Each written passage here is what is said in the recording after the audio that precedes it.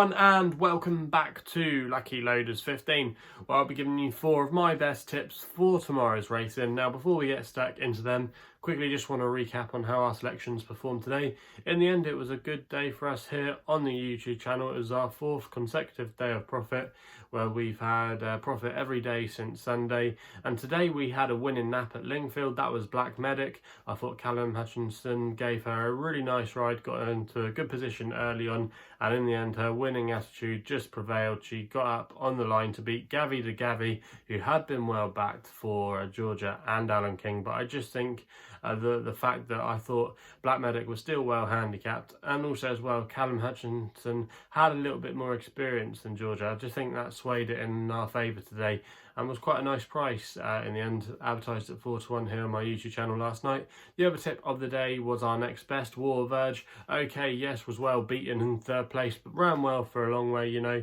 and was advertised at 9-1 each way here on the YouTube channel last night, so we were able to claim a little bit of the place money there, and that helped us as well. So yeah, a good day for us today, and hopefully we can continue that form with our selections tomorrow. Now, there's not really many big price selections tomorrow. All of these are quite prominent or well up there in the betting, and I think a few of these will definitely go very close tomorrow, and I'd be disappointed at least if we probably couldn't at least get 2 winners from these 4. So fingers crossed for a good day. But let's go into them then. In the 120 at Newcastle, that's where we're going to be starting with the next best tomorrow.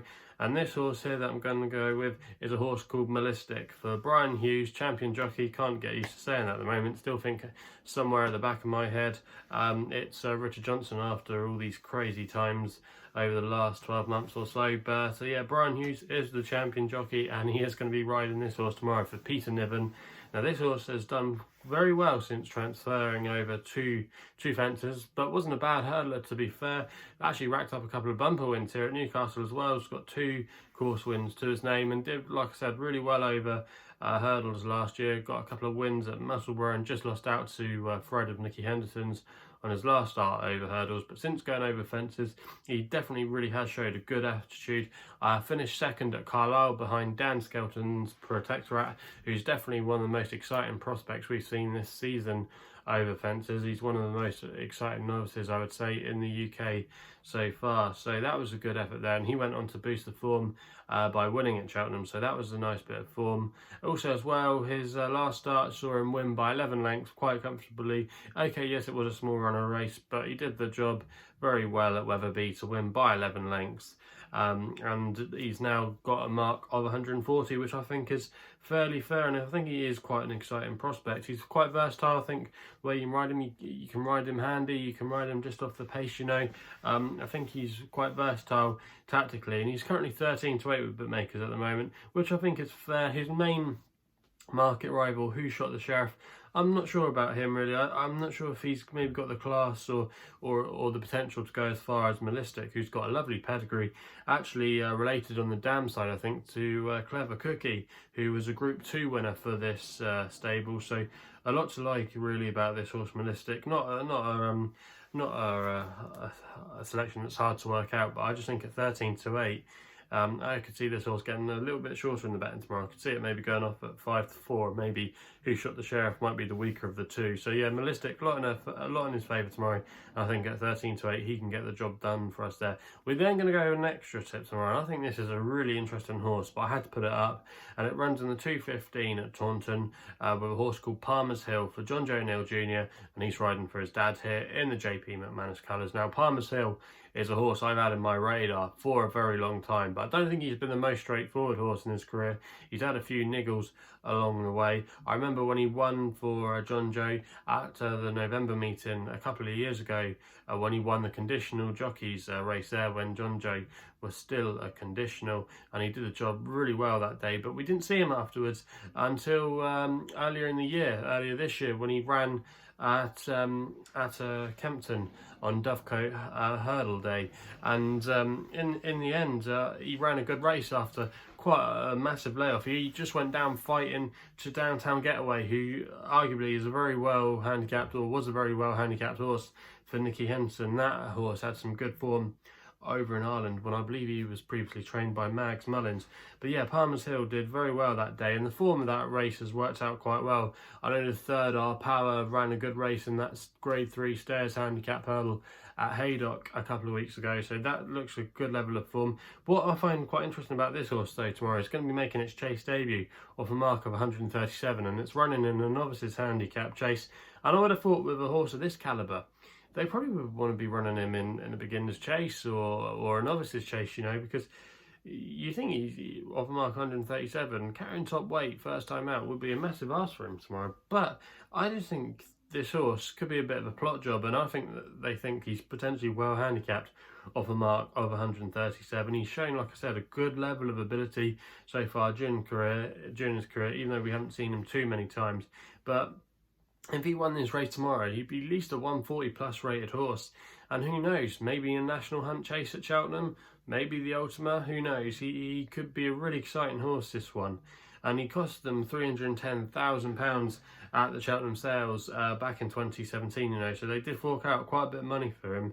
And I just think Palmer's Hill here, if he wins this, I think he's got a very good chance of going near the top, really, of the novice chase list we've seen so far. So, yeah, for me, Palmer's Hill, 9-4, an interesting one, a bit of a wild card selection tomorrow. Yes, I know it's going to probably be well fancied, but I didn't have the balls to put it up as a nap or a next best, so it's just going to be an extra tip tomorrow. But if you don't want to back it, fair play to you. But I just had to put up Palmer's Hill because he's a horse that I've got a lot of time for, and a horse that I've always had on my radar. So that's going to be my extra tip of the day, or one of them at least anyway. We then go to the 3:17 at Taunton, staying at the Somerset venue for the nap tomorrow, and we go with Glanjou here for Harry Cobden and Paul Nicholls in the colours of Midland Park Racing. Now this horse, Glanjou, is looking for another win after absolutely cruising to victory at Seville last week. He absolutely won on the bridle under the hands of Harry Cobden, who gave him a cheeky, confident ride. And this horse really, I think, has got a lot going for it tomorrow. He's currently 6-4 with bookmakers at the moment, and I think again this horse could shorten. He's going to be able to race off a mark of 124, but he will have to carry a penalty. That's what he's rated, still 124, but he will be going up £8. But this horse gets the 4-year-old allowance tomorrow, and I still think he's very well treated at the weights. A lot of his form stacks up too. He was seen a couple of months ago at Newton Abbott behind Chris Gordon's Pressure Your Luck, who went on to win again at Uttoxeter, so that form line was boosted. And also as well, if you go back and watch the replay from his Chepstow run, he probably should have won that day, you know. He just had something about him that just didn't kick on. But last time at Seville, it was more like it. And I think the track at Taunton will play to his strengths tomorrow. I just think that this horse is an exciting horse, and there could be a lot more to come from him. And I do think at 6-4, with Paul Nicholls still being in good form, this horse has got to take all the beating here, and that's why it's going to be my nap of the day. Again, not original selection, but I'd be disappointed if he probably didn't win. So that's going to be this selection there. In the 7 o'clock at Chelmsford, we go with our final tip of the day for the evening action there under the floodlights on the all-weather venue. And this is going to be another extra tip here in the 7 o'clock. And I'm going with a favourite horse here, Big Country, for Luke Morris and Mick Appleby, in the colours of the Horse Watchers, who have an association with the Dixon brothers. You might know them from Racing TV. Chris and Martin Dixon brothers work on Racing TV, and they've got a lot to do with this horse. They're part of that group, the Horse Watchers, and he's been a good servant to them over the years. When he was with them, he was a patent company horse. He was running in some really good races. After that, he kind of did lose his way a bit, and he did change hands. He went to Jamie Osborne's stable, and he was owned by the Melbourne 10 Racing Club, and they didn't really get the best out of him. But to be fair, when he was last with them on his last run for them, he did finish second under Safi Osborne, who I think is going to be a top rider to follow next season. Definitely a live wire for the Apprentice Championship next season, I'm sure. But it was just a shame she got her injury. But yeah, she gave him an absolute great ride that day, and he finished second over the course and distance. He's then since joined the Horse Watchers, and he ran a good race, I thought, a couple of weeks ago when he finished in 4th place at Kempton to an improving horse of Marco Botti's, who I think again, is a horse you want to be following. I think it's called Miss No Nay Bella or something like that. You'll know it if you go back and look at the form and statistics. That horse has won her last couple of starts, and we yet to see her limits yet. So yeah, I think it was a good run there and just bumped into an improve. I think going back down in trip will help, and I think Power Slates is a little bit too short in the betting for me, even though yes, he did dead heat last time and he's got a good record and he's been doing really well of late at Chelmsford. I think he might be a little bit high in the weights now, and our selection is going to be getting £3 off him. So I'd say, yeah, Tar, thank you very much. I think this horse should be a little bit shorter in the betting, in my opinion. And I think with a good draw in stall 2 tomorrow, they're just a lot in his favour. And a 5-1, or he represents quite a bit of value there. So yeah, that's going to be our extra tip, other extra tip of the day. So let's quickly just recap through them then. In the 120 at Newcastle, we go Malystic at 13-8 as the next best of the day, win only. In the 215 at Taunton, Palmer's Hill was an extra tip at 9-4, win only bet. In the 317 at Taunton, we go Glanjou. That is the nap of the day, 6-4, win only bet. And then in the 7 o'clock at Chelmsford for the evening action there, we go with Big Country at 5-1, win only bet. So there are the 4 tips for tomorrow's racing. If you haven't done so already, please make sure you hit the subscribe button to more videos here on my YouTube channel. Also as well, if you're enjoying them as well, please remember to give me a thumbs up. I really appreciate all the support you give me. But if you dislike them as well, feel free to dislike the video, but entirely up to you. Also as well, if you want to follow me on social media, you can do, where my handle is at LuckyLoader15. That's the best place to follow me on social media.